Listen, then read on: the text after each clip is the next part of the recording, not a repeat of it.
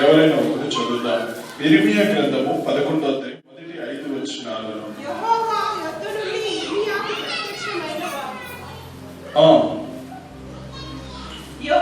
యొద్ద నుండి ఇర్మియాకు ప్రత్యక్షమైన వాక్కు, మీరు ఈ నిబంధన వాక్యములను వినుడి, యూదా మనుషులతోనూ యెరూషలేము నివాసులతోనూ నీవిలాగున మాటలాడి తెలియజేయవలెను.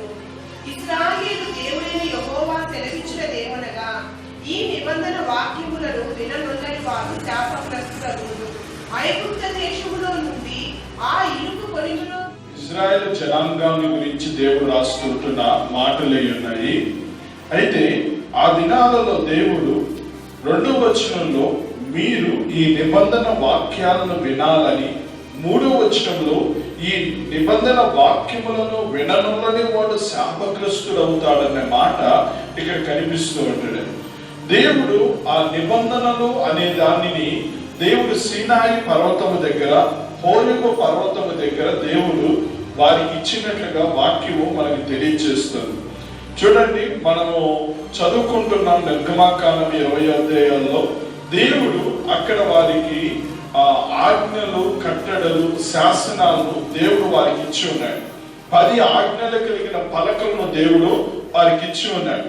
దేవుడు అంటే సరిపోదు, దేవుని ఎదుట ఒక మనుషుడు ఏ విధంగా ఉండాలి, ఒక మనుషుడు ఏ విధంగా జీవించాలి, ఎలా మాట్లాడాలి, ఎలా బ్రతకాలి, ఎలా ఉండాలి, ఎలాంటి పరిశుద్ధతను వాళ్ళు కలిగి ఉండాలి, దేవుడు మన నుండి ప్రభు ఏం కోరుకుంటూ ఉన్నాడు, ఇవన్నీ కూడా దేవుడు తన ఆజ్ఞల ద్వారా, కట్టడల ద్వారా, శాసనాల ద్వారా దేవుడు తన మనస్సును బయట చెబుతూ వచ్చినాడు. హల్లెలూయా. అయితే దానిని ఆ ప్రజలను అనుసరించమని ప్రభు చెబుతూ ఉన్నాడు. ఎవరైతే దానిని విని దాన్ని అనుసరించకుండా పోతారో వారు శాపగ్రస్తులు అవుతారని కూడా వాక్యము తెలియజేస్తుంది. శాపగ్రస్తులు అవుతారని. కాబట్టి దేవుడి యొక్క వాక్యములో మరొక మాట ఉంది. 4వ వచనం కూడా చదవండి. ఐగుప్త దేశములో నుండి ఆ ఇసుకను నేను నెరవేర్చునట్లు మీరు నా వాక్యమును విని నేను మీకు ఆజ్ఞాపించు విధులన్నింటిని బట్టి ఈ నిబంధన వాక్యములను అనుసరించిన ఎడల మీరు నాకు జనులై ఉందురు, నేను మీకు దేవుడినై ఉందును. ఆమేన్. మనం ఎప్పుడు దేవుని యొక్క జనులై ఉండాలి. దేవుడు ఎప్పుడు మనకి ఏమై ఉండాలా? ఆయన మనకు దేవుడుగా, ఆయనకు మనము జనులుగా ఎల్లప్పుడూ ఉండాలంటే, ఒక క్రైస్తవుడుగా మనం ఎల్లప్పుడూ దేవుడి పిల్లలుగా ఇప్పుడు పిలువబడాలంటే ఒక ప్రత్యేకత అనేది ప్రభు మనలో కోరుకుంటూ ఉన్నాడు. ఒక ప్రత్యేకత లేకపోతే మనం దేవునికి పిల్లలను కానే కాదు. అలాంటి ప్రత్యేకత దేవుడు మనలో కోరుకోవటానికి ఒక కారణం అనేది ఉంది. ఏంటి ఆ కారణము అంటే, ఆ దినాల్లో ఐగుప్తు దేశములో నుండి, ఆ ఇనుప కొలుములో నుంచి, అంత భయంకరమైన శ్రమంలో నుంచి ఐగుప్తు దేశంలో నుంచి ఇశ్రాయేల్ ప్రజలు బయటకు తీసుకుని వచ్చినారు. ఆ ఇశ్రాయేల్ ప్రజలు అనుకో ఉండొచ్చు, బహుశా ఇందులో నుంచి నేను బయటపడను అని. ఒకవేళ మనం కూడా అనుకో ఉండొచ్చు, ఈరోజు మనం దేవుని యొక్క బిడ్డలుగా ఉన్నాము, యేసు రక్తంలో మనం కడగబడి ఉన్నాము. ఒకప్పుడు మనము పాపములో, అపవాదికి దాస్యత్వములో, లోకములో ఉన్నాము. మనం అలాగేనే ఉంటే నిత్య నరకానికి వెళ్ళిపోయిన వాళ్ళము. కానీ వాటన్నిటిలో నుండి దేవుడు మనల్ని ఏం చేసినాడో తెలుసా? విడిపించి ఈ రోజు తన సన్నిధిలో ప్రభువును ఆరాధించే వ్యక్తులుగా, స్తుతించే వ్యక్తులుగా, ప్రభువును అబ్బా తండ్రిని పిలిచే వ్యక్తులుగా, అలాంటి కుమారులు లేకపోతే పిల్లల యొక్క స్థానాన్ని ప్రభు మనకి ఇచ్చినాయి. హల్లెలూయా. ఈ రోజు మనల్ని ఎవరంటారో చెప్పండి? వీళ్ళు క్రైస్తవులు అబ్బా అంటారు, వీళ్ళు దేవుని నమ్ముకున్నారు. కొంతమంది వీళ్ళు ప్రభువులు అబ్బా అంటారు. అంటే అన్యులు మన గురించి చెప్పేది, సాక్ష్యం ఇచ్చేది ఏంటంటే వీళ్ళు క్రైస్తవులు, వీరు యేసు ప్రభువును ఆరాధించువారు, లేకపోతే వీళ్ళు ప్రభువులు, వీళ్ళు మందిరానికి వెళ్తారు, వీళ్ళు భక్తిపరులు అని లోకంలో ఉన్న వాళ్ళు చెబుతారా చెప్పరా? చెప్పరా? మన గురించి చెప్తారు. అవునా కాదంటారా? అంటే దేవుడు యొక్క ప్రజలుగా పిలువబడుతూ ఉన్నాము అని మనకు గుర్తింపులోనికి వచ్చింది. కానీ దేవుని దృష్టిలో కూడా మనం ఆయన పిల్లలము, ఆయన ప్రజలము అన్న విషయము దేవుడు కూడా మన గురించి అనుకోవాలి. మనం అనుకుంటే సరిపోదు, లేకపోతే అన్యులు చెబితే సరిపోదు. మన గురించి ఎవరు చెప్పుకోవాలి? ఎవరు చెప్పాలా? ప్రభు చెప్పాలి. ప్రభు సాక్ష్యం ఇవ్వాలి. వీళ్ళు నా ప్రజలు, వీరు నా గొర్రెలు, వీళ్ళు నా యొక్క వాళ్ళు అన్న విషయాన్ని దేవుడు మన గురించి చెప్పేవాడిగా దేవుడు చెప్పేవాడిగా ఉండాలి. అలాంటి జీవితాన్ని ప్రభు మనలో నుంచి కోరుకుంటూ ఉన్నాడు. చూడండి, వాక్యంలో మనం గమనిస్తుంటున్నాము. 4వ వచనంలో మనం చదివినట్టుగా, మీరు నా వాక్యముని విని నేను మీకు ఆజ్ఞాపించు విధులన్నిటిని బట్టి ఈ నిబంధన వాక్యములను అనుసరించిన ఎడల మీరు నాకు జనులై ఉంటారు. దేవుని యొక్క విధులను, కట్టడలను, ఆజ్ఞలను, దేవుని యొక్క వాక్యాన్ని, నిబంధనలను మనం కైకొనాలి. మనము ప్రభు దగ్గరికి వచ్చేటప్పుడు ఒక తీర్మానంతో వచ్చుంటాం. ప్రభు దగ్గరికి వచ్చేటప్పుడు ఏం చేసి వచ్చుంటాము? ఒక తీర్మానం కలిగి వచ్చుంటాం. బాప్తిసం తీసుకునేటప్పుడు ఒక నిబంధనతో బాప్తిసం తీసుకుంటాం. వివాహం చేసుకునేటప్పుడు ఒక నిబంధనతో వివాహం చేసుకుంటారు. ప్రతి దానికి ఏముంటుంది? నిబంధన అనేది ఉంటుంది.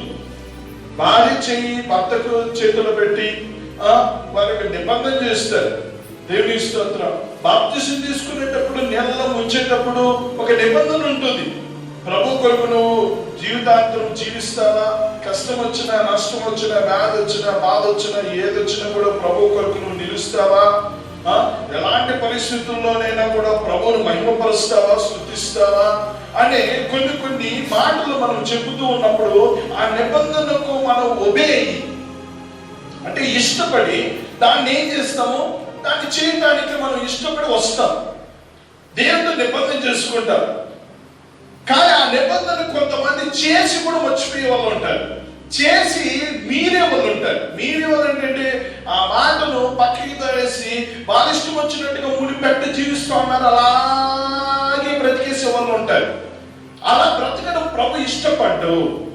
అలా జీవించడం ప్రభు ఇష్టపడ్డు. తన ప్రజలుగా ప్రభు చెప్పుకోవాలంటే ప్రభువుకి ఇష్టకరమైన వ్యక్తులుగా ఉన్నప్పుడే చెప్పుకుంటాడు. హల్లెలూయా. అంతెందుకు మన పిల్లలే ఉన్నారు. మన పిల్లలు మన మాట వినకపోతే మనం ఏమంటాం? వాళ్ళ గురించి వాళ్ళతో మనం ఏమంటాం? వాళ్ళతో ఏమంటాం? ఇంట్లో అడుగు పెట్టేద్దరా, నా మాట లేకపోతే నువ్వు చచ్చినావు అనుకుంటారు. అంటే మనకు వాళ్ళు చేసే ప్రతి పనిని బట్టి, వాళ్ళు మనకు విరోధంగా చేసే దాన్ని బట్టి మనము అంత ఆవేశంగా కొన్ని మాటలు మన నోట్లో నుంచి వచ్చేస్తూ ఉంటాయి. నువ్వు నాకు లేదని అనుకుంటాను, నాకు ఒక్కడే అనుకుంటాను, నేను నువ్వు ఇంట్లోనే అడుగు పెట్టద్దు అని ఇలాంటి మాటలు వస్తాయా రావా? వస్తాయా రావా? ఎందుకు వచ్చినాయి ఆ మాటలు అంటే వాటి మన మాట వినలేదు, లోపల లేదు కాబట్టి ఏం చేస్తాము? వాడు ఆ విధంగా మాట్లాడుతాం. దేవుడు కూడా తన ప్రజలుగా ఉండటానికి దేవుడు కూడా కొన్ని విషయాలు మన ముందు పెడుతూ ఉన్నాడు. దాని ప్రకారంగా మనం లోబడి మనం జీవించాలి. ఆజ్ఞలు, 10 ఆజ్ఞలు కట్టడంలో మనం కైకొనాలి. కొంతమంది అంటూ ఉంటారు కొత్త నిబంధన కాలం కనుక మనం కైకొనాల్సిన అవసరం లేదు అని. కానీ పాత నిబంధన కాలంలో వ్యభిచారం అనే దానిని చేస్తే వారికి తీర్పు అనేది ఉంది అనే వాక్యం తెలియచేస్తుంది. కానీ ఇప్పుడు అట్లా కాదు కదా. ఇప్పుడు హృదయములో చూపుతూ చూసి హృదయములో వ్యభిచరించిన వారు అవుతారని వాక్యం చెప్తుంది. అప్పటికంటే ఇప్పుడు ఎలా ఉండాలా? ఇంకా జాగ్రత్త కలిగిన వారిగా ఉండాలి. ఇంకనూ మనం దేవుడి ఎదుట పరిశుద్ధంగా మనం ప్రభు సన్నిధానంలో ఉండాలి. 2 రోజులు ఉపవాసం ఉండి బలంలో ఎందుకు పాలు పొందుతామో తెలిసిన?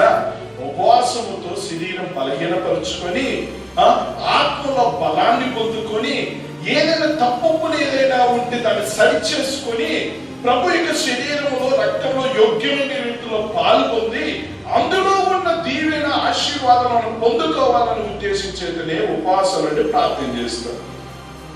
కొంతమంది ఉపవాసాలు ఉండి దేవుని సన్నిధిలోకి రాకపోతే బల్ల ఎవరని చెప్పి వచ్చే వాళ్ళు ఉంటారు. కొంతమంది కానీ బల్ల ఎవరేమో అని చెప్పి వచ్చే వాళ్ళు ఉంటారు కొంతమంది. దాని రహస్యం ఏంటి? ఎందుకు ఉపవాసం ఉంటాం? ఎందుకు ప్రార్థన చేస్తాము? ఎందుకు ఆ విధంగా చేయాలా అన్న విషయము కాస్త కోస్త గ్రహింపనేది మనలోకి రావాలి కదా. వస్తావు, పాల్గొందుతావు, తినేసి వెళ్తావు. అందులో ఉన్న దీవెన కంటే ముందుగా నీకు దాని వల్ల నీకు నష్టమే కలిగింది. బాధ్యులు మనం కాదు కదా, బాధ్యుడు నువ్వే కదా. వాక్యం చెప్తుంది, వేచప్పగా తిని త్రాగువాడు బలహీనుడైతాడు, రోగి అవుతాడు, చాలా మంది నిద్రిస్తారని వాక్యం చెప్తుంది. ఆ వివేచన రాకుండా పోవడానికి కారణం ఏంటి? వివేచన అనేది కలగకుండా పోవడానికి కారణం ఏంటి? దేవుని సన్నిధిలో ఉపవాసం ఉండి దేవుని సన్నిధిలో మోకరించి ఒక 2 పూటలో 3 పూటలో ప్రభు సన్నిధిలో గోజాడితే నీలో ఉంటున్న అవివేకాన్ని దేవుడు తీసివేసి దేవుడు అంటే ఏంటో నువ్వంటే ఏంటో ప్రభు నీకు బయలుపరుచుకొని నీ స్థితిని మార్చుకోవటానికి దేవుడు అవకాశం ఇచ్చి, అవకాశంలో నువ్వు క్షమించుకుని ప్రభు సన్నిధానం సరి చేసుకుంటే క్షమించేసి దేవుడు నిన్ను యోగ్యపరిచి శరీరంలో రక్తంలో యోగ్యమైన రీతిలో పాలు పొంది అందులో దీనిని నీకు ఇవ్వాలని ప్రభు ఇష్టపడుతుంది. హల్లెలూయా. కానీ మనం అలా చేయలే. మనం ఉపవాస ప్రార్థనకు అవసరం లేదు, ఒకేసారి డైరెక్ట్ ఇస్తే సరే, లేకపోతే నష్టపోయేది సేవకుడు కానే కాదు. సేవకుడు నష్టపోడు, అవిధేయులు నష్టపోతారు. ఎవరు నష్టపోతారు? అవిధేయులు నష్టపోతారు, కానీ సేవకులు నష్టపోరు. 3 దినాలు ఉపవాస ప్రార్థన కలిగి ఉన్నామని ఒక నిబంధనను ప్రభు పెట్టిన తర్వాత దాన్ని మీరిన వ్యక్తులము మనము నష్టపోతామా? నష్టపోతాం. కొన్ని సంఘాలలో ప్రార్థన పెట్టలేదని బాధపడే వాళ్ళు నాకు చెప్పిన వాళ్ళు ఉన్నారు. ప్రార్థన పెట్టడం లేదు కదా, వాక్యం చెప్పడం లేదు కదా, ఏదో ఒక 2 మాటలు చెప్పేసి వెళ్ళిపోతూ ఉంటారు కదా అని చెప్పి బాధపడి నాకు చెప్పుకున్న వాళ్ళు చాలా మంది ఉన్నారు. వాళ్ళకు ఆ బాధ, ఆ విలువ అర్థమవుతుంది. కానీ కొంతమందికి అర్థం కావడం లేదండి. దేవునికి స్తోత్రం. అది పక్కన పెడదాం. దేవునికి స్తోత్రం. ఇక్కడ వాక్యంలో మనం చూస్తే దేవుని యొక్క ఆజ్ఞలను, కట్టడలను, శాసనాలను మనం ఏం చేయాలా? మనం తప్పకుండా దానిని అనుసరించే వ్యక్తులుగా ఉండాలి. అలా అనుసరించకపోతే మన జీవితంలో శాపం అనేది మన మీదకి వస్తుంది, కీడు అనేది మన మీదకి వస్తుంది. ద్వితీయోపదేశకాండము 28వ అధ్యాయము, క్షమించిన 11వ అధ్యాయము 26వ వచనము నుంచి 28వ వచనం వరకు చదువుదాం. ద్వితీయోపదేశకాండం 11వ అధ్యాయము 26 నుంచి 28వ వచనం వరకు చదువుదాం. చూడుడి, దీవెనను శాపమును పెట్టుచున్నాను. దేవుడు ఏం పెడుతూ ఉన్నాడంట? దీవెనయు శాపమును పెడుతూ ఉన్నాడంట. అందరూ తెరిచినారా? ద్వితీయోపదేశకాండము. ప్రతి ఒక్కరు బైబిల్ చేత ఉన్న ప్రతి ఒక్కరు బైబిల్ తెరిచి దాన్ని చూడండి. ద్వితీయోపదేశకాండము 11వ అధ్యాయము 26వ వచనం చదవమా. చూడుడి, నేడు నేను మీ ఎదుట దీవెనను శాపమును పెట్టుచున్నాను. నేడు మీకు ఆజ్ఞాపించు మీ దేవుడైన యెహోవా ఆజ్ఞలను మీరు వినిన యెడల దీవెనయు, మీరు మీ దేవుడైన యెహోవా ఆజ్ఞలను వినక నేను మీకు ఆజ్ఞాపించు మార్గమును విడిచి మీరెరుగని ఇతర దేవతలను అనుసరించిన యెడల శాపమును మీకు కలుగును. విన్నారా? దీవెన రెండవదిగా ఏముంచినాడంట? శాపమును దేవుడు మన ముందు పెట్టి ఉన్నాడంట. మన ముందున్నాయి. ఆ ముందున్న దానిలో మన దేంట్లో వెళ్ళాలనేది నిర్ణయించుకునేది మనమే నిర్ణయించుకోవాలి. దాని సరైన మార్గం ఏంటి అనేది మనమే నిర్ణయించుకోవాలి. అక్కడ రాయబడిన మాటను పరిశీలించేస్తే, నేడు నేను నీకు ఆజ్ఞాపించు మీ దేవుడైన యెహోవా ఆజ్ఞను మీరు వినిన యెడల దీవెన. ఎవరికి దీవెన? వినిన వానికి, ఆజ్ఞను అనుసరించిన వానికి, లోబడిన వానికి అందులోని దీవెన మనకు అనుగ్రహించబడుతుంది. హల్లెలూయా. అందులో ఉన్న దీవెన మనం స్వతంత్రించుకుంటాం. వినని వ్యక్తులకు ఏమీ రాదని కాదు, శాపం వస్తుంది. ఏమొస్తుందా? శాపం వస్తుంది. దీవెనైనా రావాలా, శాపమైనా రావాలా? దీవెన రావాలంటే ఆయన ఆజ్ఞలను అనుసరించి మనం జీవిస్తే అందులోని దీవెనను మనం పొందుకుంటాం. లేకపోతే అందులో ఉన్న శాపాన్ని పొందుకుంటామని వాక్యం తెలియజేస్తుంది. రెండో మాటను గమనించండి. ఇదే ద్వితీయోపదేశకాండ 27వ అధ్యాయము. ఇదే ద్వితీయోపదేశకాండ 27వ అధ్యాయము. ఎవరైనా ఒకరు ఈ భాగాన్ని చదువుదాము. 15వ వచనం నుంచి చదువుదాం. శిల్పి చేతులలో మలచిన విగ్రహమునే గాని పోత విగ్రహమునే గాని చేసి చాటుల నుంచి వాడు శాపగ్రస్తుడని ఎలుగెత్తి ఇశ్రాయేలు అందరితోనూ చెప్పగా, ఏమి రాయబడిందో తెలుసునమ్మా? యెహోవాకు హేయముగా శిల్పి చేతులతో మలిచిన విగ్రహమునే కాని పోత విగ్రహమునే కాని చేసి చాటును నుంచి వాడు శాపగ్రస్తుడండి. అంటే శిల్పి అంటే అర్థం ఏంటి? బొమ్మలు తయారు చేసేవాడు. బొమ్మలను ఏం చేస్తాడమ్మా? చెక్కుతాడు. ఒక రాయిలో కానీ, లేకపోతే చెక్కలో కానీ, లేకపోతే మట్టితో కానీ, ఏదైనా కానీ అదొక కళ. అదొక కళాకారుడు అంటారు కదా, అదొక కళ. వాళ్ళు చేస్తారు.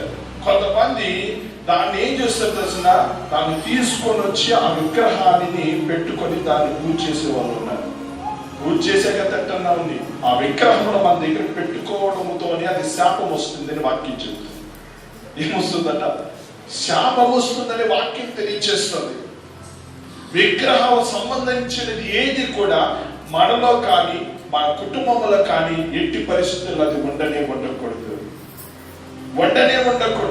మనం తిరిగే స్థలాల విగ్రహ సంబంధమైనది ఏది కూడా మనలో ఉండకూడదు. రెండవది 16వ వచనంలో ఇంకెవరు శాపగ్రస్తులు అవుతారని రాసినాడు? తన తండ్రి అయినను తన తల్లినైనను నిర్లక్ష్యము చేయువాడు శాపగ్రస్తుడు. అమ్మ బాగా వినాలి ఈ మాటలు. తల్లిని గాని తండ్రిని గాని నిర్లక్ష్యము చేయడు.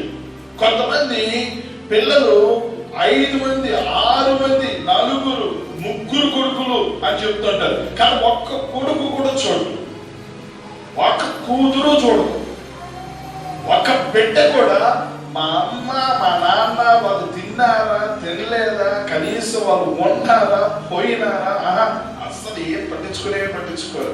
నేను తిన్నారా నా భర్త తిన్నారా, నేను తిన్నారా నా భార్య తిన్నారా, నేను తిన్నారా నా బిడ్డలు తిన్నారా, అంతవరకే. కానీ వాళ్ళు కనేసినారు, అయిపోయింది, వాళ్ళు పని అయిపోయింది, మమ్మల్ని పెంచేసినారు, పెళ్లి చేసినారు, అది అన్న సావని వాక్యం చెప్తుంది. అలా నిర్లక్ష్యం చేసేవాడు శాపానికి గురైపోతాడంట. వాక్యం చెప్తుంది ఏమైపోతాడమ్మా? శాపం వస్తుంది. శాపం అనేది మీదికి రాకూడదు అంటే మా తల్లిదండ్రులను సన్మానించుము, నీవు భూమి మీద దీర్ఘాయుష్మంతుడు అవుదువు అనేది వాక్యములో మనము నిర్గమకాండం 20వ అధ్యాయంలో కానీ, అదే ఎఫెసీయులకు రాసిన పత్రిక 6వ అధ్యాయంలో కానీ మనం ఆ భాగాన్ని మనం చదవగలుగుతాం. అంటే తల్లిదండ్రులను మనం ఏం చేయాలమ్మా? సన్మానించాలే కానీ వారిని ఏం చేయకూడదో తెలిసిన, నిర్లక్ష్యం చేయకూడదు. ఎప్పుడు తల్లిదండ్రులైన వారిని నిర్లక్ష్యం చేసే వాళ్ళు ఒక ఆదాన్ని ఇక్కడ ఉన్నారేమో. మీకు ఒక మాట చెబుతాను, మీ తల్లిదండ్రులు సెంటు భూమి నీకు ఇవ్వకపోయినా, కనీసం 10 రూపాయలు ఖర్చు పెట్టి నీకు పెళ్లి చేయకపోయినా, వారు బ్రతుకుంటే అంతవరకు కూడా వాళ్ళు పోషించాల్సిన బాధ్యత ప్రభు నీకు ఇచ్చున్నాడు. నాకు ఏమి ఇచ్చినారని చెప్పి నేను ఏం చేయాలా అని ప్రశ్న అప్పుడప్పుడు కలుగుతూ ఉంటుంది. వానికి ఇచ్చినాడు, వానికి ఇచ్చింది నాకివ్వలేదు. పెద్ద కూతురికి ఇచ్చింది నేనే పట్టలేదా, నాకే లేదే. వాళ్ళిద్దరికి ఇచ్చినారు, నాకే లేదే. వాళ్ళ దగ్గరికి పోరు. కొంతమంది వంతుల ప్రకారంగా 10 రోజులు నువ్వు వాళ్ళ ఇంట్లో ఉండు, 10 రోజులు నా ఇంట్లో ఉండు, ఇంకొక 10 రోజుల్లో ఇంకో ఇంట్లో ఉండు, 4 రోజులు అయిపోయాయి. అంతే కదా, 10 30 రోజులు, 4 రోజులు అయిపోయాయి. మళ్ళా రౌండ్ తిరుక్కున్నాను, మళ్ళా ఇంకొక 10 రోజులు. చూసిన శాపం వచ్చేస్తుందని వాక్యం తెలియచేస్తుంది. శాపానికి గురి అవుతాడు. కనుక తల్లిదండ్రులను ఏం చేయాలా? సన్మానించే వ్యక్తులుగా ఉండాలి, కానీ వారిని నిర్లక్ష్యం చేయకూడదు. ఇది రెండవది. మూడవది చూడండి 17వ వచనము, తన పొరుగు వాని సరిహద్దు రాయి తీసివేయువాడు శాపగ్రస్తుడు. కొంతమంది భూములకు రాళ్ళు పెట్టుంటారు, హద్దురాలు పెట్టుంటారు. ప్రతి ఒక్క భూముల్లోనూ ఉంటుంది హద్దురాలు. ఉంటాయేమంటారా? ఉంటాయి. హద్దురాలు ఏం చేస్తారు తెలుసు? మెల్లిగా లోడేసి పక్కన పడేస్తుంటారు. వాళ్ళు శాపగ్రస్తులు అయిపోతారని వాక్యం చెప్తుంది. వాళ్ళు ఏమైపోతారు తెలిసిన? శాపగ్రస్తులు అయిపోతారు. తర్వాత అలాంటి పని ఎప్పుడు చేయకూడదు మనం. దాని గురించి నేను అందుకనే మీకు జ్ఞాపకం చేసుకుంటున్నాను. గుడ్డోడు ఉంటాడు, గుడ్డివాడికి త్రోవ తప్పించువాడు శాపగ్రస్తుడు. కొంతమంది గుడ్డోళ్ళు ఉంటారు. గుడ్డోడు వెళ్ళాల్సిన మార్గాన్ని చూపించారు, కానీ పోయే మార్గాన్ని కూడా చేసేసే వాళ్ళు ఉంటారు కొంతమంది. గుడ్డోడు అంటే కేవలం గుడ్డోడు అంటే కాదు, కొంతమందికి ఏమి తెలియని అమాయకులు వస్తారు. అయ్యా పలాని చేసి పెట్టండి, అది నేను మాట్లాడతాను, ఇంకోటి చెప్తాను నేను. వాళ్ళకు చేసి పెట్టే కదా చేయకపోయినా పర్వాలేదు, కానీ వాళ్ళ దగ్గర నేను నొక్కేసే వాళ్ళు ఉంటారు, వాడిని అన్యాయం చేసేసే వాళ్ళు ఉంటారు. అట్లాంటి వాళ్ళు శాపానికి గురవుతారని వాక్యం తెలియజేస్తుంది. మరొక విషయము అక్కడ రాయబడి ఉంది, పరదేశిని కానీ తండ్రి లేని వారిని కానీ విధవరాలనే కానీ న్యాయం తప్పి తీర్పు తీర్చువాడు శాపగ్రస్తుడు. ఇలాంటి వారి విషయంలో న్యాయాన్ని తప్పించే వాళ్ళు కూడా ఏమవుతారు తెలుసా? శాపగ్రస్తులు అవుతారు. న్యాయవాదులు చాలా మంది ఉంటారు. ఈ న్యాయవాదులు ఎంతమంది వెళ్తారో ఎంతమంది వెళ్ళరో మనకి తెలియదు. దేవుని స్తోత్రం. ఎందుకంటే వాళ్ళకు ప్రాముఖ్యమైనది ఏంటి? ధనమే. కానీ ధనం ఉంటే చాలు, తప్పు ఒప్పునైనా ఒప్పు తప్పునైనా, న్యాయమో అన్యాయమైనా అన్యాయం న్యాయమైనా ఏదైనా కూడా సరిచేసి జోబి నింపుకునేస్తారు. అలాంటి వారి గురించి వాక్యం ఏం చెప్తుంది తెలిసిన? వారు శాపానికి గురవుతారని వాక్యం చెబుతుంది. ఇంకా భయంకరమైన కొన్ని మాటలు కింద ఉన్నాయి. 20వ వచనం, తన తండ్రి భార్యతో శయనించిన వాడు, తన తండ్రి కోరకను విప్పిన వాడు శాపగ్రస్తుడు అని రాయబడి ఉంది. అంటే బైబిల్లో ఇలాంటి పని చేసిన వాడు ఎవరన్నా ఉన్నాడా? ఇలాంటి పని చేసిన వాళ్ళు ఎవరన్నా ఉన్నారా? యాకోబు మొట్టమొదటి కుమారుడు పేరు రూబేన్. యాకోబు యొక్క మొట్టమొదటి కుమారుడు రూబేన్ ఇలాంటి తప్పు చేసినాడు. జ్ఞాపకం చేసుకుంటున్నాను. 21వ వచనం, జంతువులతో శయనించువారు. మనకు ఈ మధ్యలో కూడా అక్కడెక్కడ మనకు వార్తలు వినపడతాయి సెల్ ఫోన్ ఉండే వాళ్ళకు. జంతువులతో, మనుషులతోనే కాదు జంతువులతో కూడా శయనించే వాళ్ళు, అంటే కాపం చేసే వాళ్ళు ఉన్నారంట. దేవుత జంతువులతో కూడా చేసేవాళ్ళు ఉన్నారంట. ఈ మధ్యలో కొన్ని కుక్కల్ని చంపేసినారంట, శయనించేసి వాటిని పాడు చేసినారని చెప్పి విచిత్రమైన ఒక సంఘటన రావడం. అదొక విచిత్రం. దేవునికి స్తోత్రం. చూడండి, దానికి ఒక కేసు అది బుక్ అయ్యింది. అది చాలా కాలం క్రితం, ఒక నెల అయిపోయింది అనుకుంటున్నాను దానికి సంబంధించి. ఇట్లాంటి దారుణమైన కామాతుగా కలిగిన వ్యక్తులు కూడా, అంత భయంకరులు కూడా భూమి మీద ఉన్నారు. సరే, ఇంకొక మాట 22వ వచనం, తన సోదరితో అనగా తన తండ్రి కుమార్తెతో గాని తన తల్లి కుమార్తెతో గాని శయనించిన వాడు శాపగ్రస్తుడని చెప్పగా ప్రజలందరూ ఆమేన్ అనవలెను. తన అత్తతో శయనించిన వాడు శాపగ్రస్తుడని చెప్పగా ప్రజలందరూ ఆమేన్ అనవలెను. మీకు బాగా అర్థమవుతుందని చెప్పి నేను వివరించలేదు దీని అంతటిని కూడా. అమ్మా, మీకు అర్థమైంది అనుకుంటాను. ఇవన్నీ శాపానికి గురయ్యే వాటి. 24వ వచనం, చాటున తన పొరుగు వానిని కొట్టువాడు శాపగ్రస్తుడని చెప్పగా ప్రజలందరూ ఆమేన్ అనవలెను. 25వ వచనం, నిర్దోషికి ప్రాణహాని చేయుటకు లంచము పుచ్చుకొనువాడు శాపగ్రస్తుడని చెప్పగా ప్రజలందరూ ఆమేన్ అనవలెను. చూసిరా, ఈ భాగాలు మీరు ఇంటికి వెళ్ళి మీరు నిదానించి మీరు చదవండి. ఇలాంటి వాళ్ళందరూ ఏమైపోతారని రాయబడిందంటే బైబిల్లో వీరందరూ కూడా శాపానికి గురవుతారని వాక్యం తెలియజేశారు. కాబట్టి ఊరికే శాపం అనేది మన మీదకి రాదు.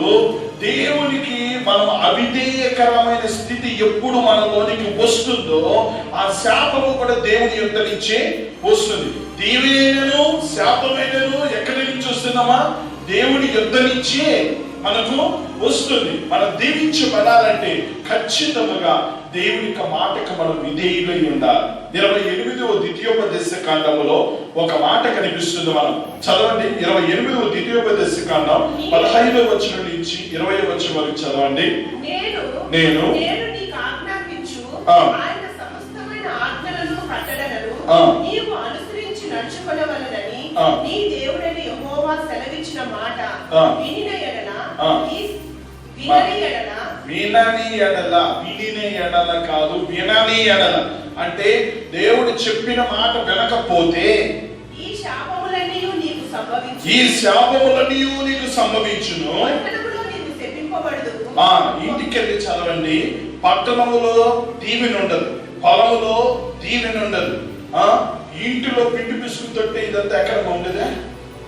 ఇంట్లోనే కదా ఉంటుందా? ఇంట్లో దీవెన ఉండదు, గర్భఫలము దీవెన ఉండదు, భూఫలము దీవెన ఉండదు, ఆవులు దీవించబడవు. అన్ని ఎలా ఉంటాయి తెలిసిన? కట్టాల్సిన సమయంలో కట్టవు, ఈనాల్సిన సమయంలో ఈయనవు. మనం ఏదో అనుకుంటాం మన పిల్లల గురించి, వాళ్ళు ఏదో అవుతారు. దేవుడు ఈ శాపాలన్నీ కూడా కుటుంబం మీదకి వస్తుందండి. నువ్వు పంట కాడికి వెళ్ళు, ఏదన్నా చేపెట్టు దరిద్రమే, ఏదన్నా చేపెట్టు. ఒకరి మీద అప్పుడు శాపం అంటది దరిద్రమే. ఏదన్నా పెట్టు, ఏదన్నా నాకు పైకి రాదు, పశువులు పైకి రాదు, పిల్లలు పైకి రాదు, ఏది పైకి రాదు. కారణం ఏంటి? కొంతమంది అనుకుంటారు ఏమి పైకి రాకుండా పోవటానికి ఎవరిని చేసేసి ఉంటాడు. మనకి ఏమనుకుంటారు చెప్పండి? మనకు వచ్చే మొట్టమొదటి ఆలోచన ఏమంటే ఎవడన్నా ఏమన్నా చేసేసి ఉంటాడు, ఎవడన్నా ఏదన్నా చేసి ఉంటాడు. ఒకవేళ ఒక బియ్యం గింజ మనకు కనపడేలా కనిపించింది, ఎవడు సర్దేసిపోయినట్టు. మనకు వచ్చే ఆలోచన అదే కాదు చెప్పండి? మొట్టమొదటికి వచ్చే ఆలోచన అదే కదా.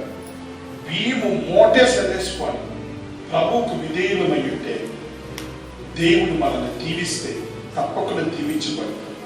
వాక్యం ఏం చెప్తుందో తెలిసిన? దేవుడు మూసిన దాన్ని ఎవరు తెరవలేదు, దేవుడు తెరిచిన దాన్ని ఎవరు మూయలేదు. దేవుడు మనల్ని ఆశీర్వదిస్తున్నప్పుడు ఎవడు ఆపలేడు. దేవుడు మనల్ని చెప్పిస్తూ ఉంటే మాత్రము ఎవడు మన దీవెనకరమైన స్థితిలోకి పంపించలేదు. ఫర్ ఎగ్జాంపుల్, యోనా ఎక్కడున్నాడు? తార్షీషుకు ఓడ ఎక్కి పోతూ ఉన్నాడు. దేవుడు అనుకున్నాడు ఇతనికి తార్షీషుకు పంపించకూడదు అనుకున్నాడు. ఆ ఓడ నాయకులు అక్కడున్న ఏమనుకున్నారు చెప్పండి? వాళ్ళు ఏమనుకున్నారు? చూసి చూసి చూసి ఇట్లా బంగారం లాంటి మనిషి సముద్రంలో ఎంటే చేసేది ఎట్ట జరిగి గట్టికి తీసుకోమన్నాం అని అనుకున్నారు. వాక్యం మీరు చదివినారో లేదో మీరు గమనించండి. ఇతను ఎట్ట చంపేసేది అని చెప్పి ఏదో ఒక విధంగా బయట పెట్టేయాలనుకున్నారు. బయట పెట్టేయాలనుకుంటే అంతమంది ప్రజలు ఉన్నా కూడా ఒక్కడు కూడా ఒక ఇంచు ముందుకు వెళ్ళకుండా పోయినారు, ఒక్క ఇంచు ముందుకు వెళ్ళకపోయినారు. ఆఖరికి అతన్ని ఎత్తిన సముద్రంలో వేసేసినారు. ఆ దానికంటే ముందు ఓడలో ఉన్న సరుకులు గిరుకులు అన్ని కూడా ఏం చేసినారు? చేపలు తిని ఉంటాయి, దేవుని స్తోత్రం వేసేసినారు. మొత్తం ఖాళీ అయిపోయింది. ఓడ తేలిక చేసినారు. ఏమి చేసినా బండి ముందుకు పోవడం లేదు. దేవుడు పంపించకూడదు అనుకుంటే 100 మంది కాదు 1000 మంది వచ్చినా కూడా ముందు ఒక ఇంచు ముందుకు నీ కుటుంబాన్ని ముందుకు చేరలేదు.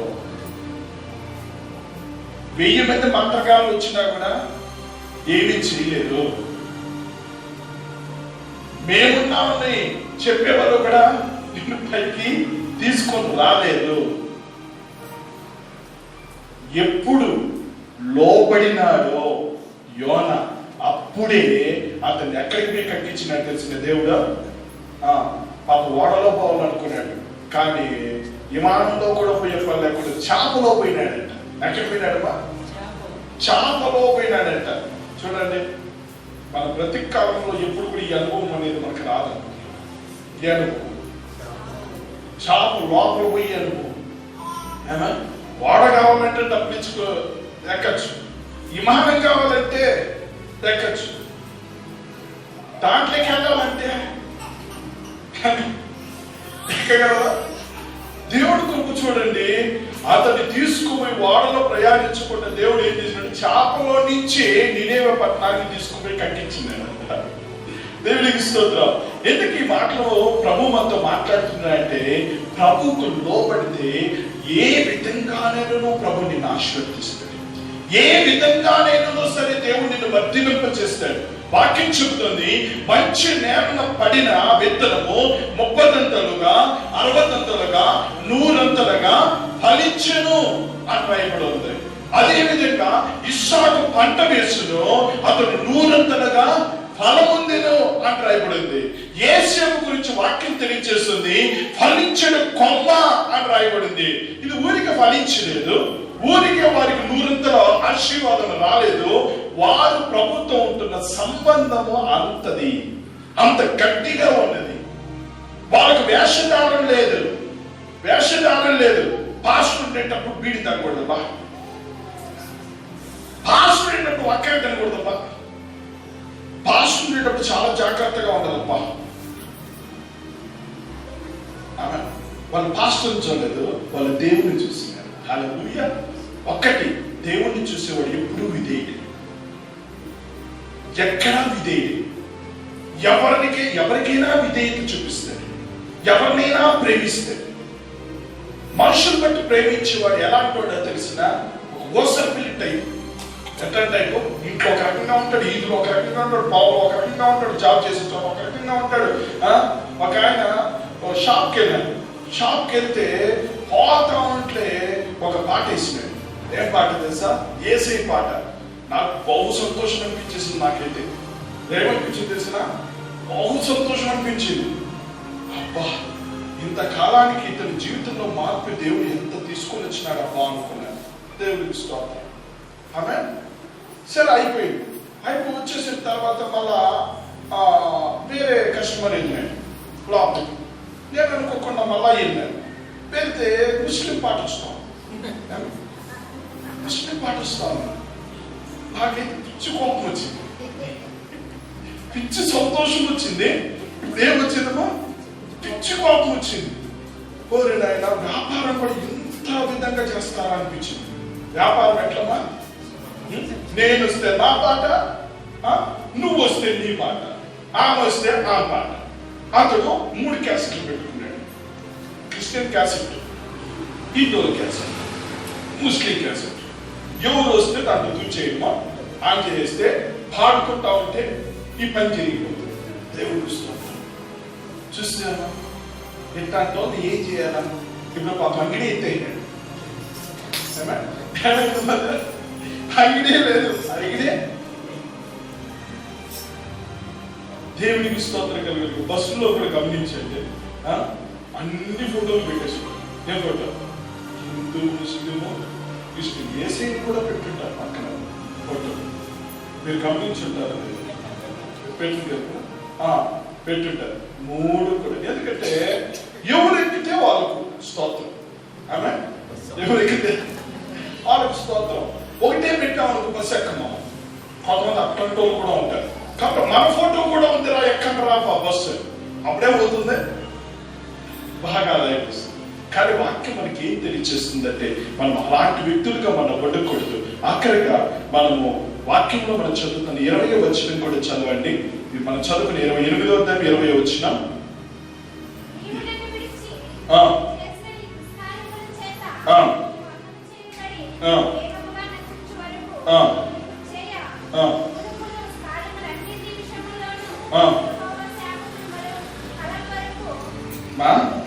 కలవరమును గద్దింపును నీ మీదికి తెప్పించును. ఏమొస్తాయితమ్మా? కలవరమును, శాపమును, గద్దింపును నీ మీదికి తెప్పించును. దేవుడు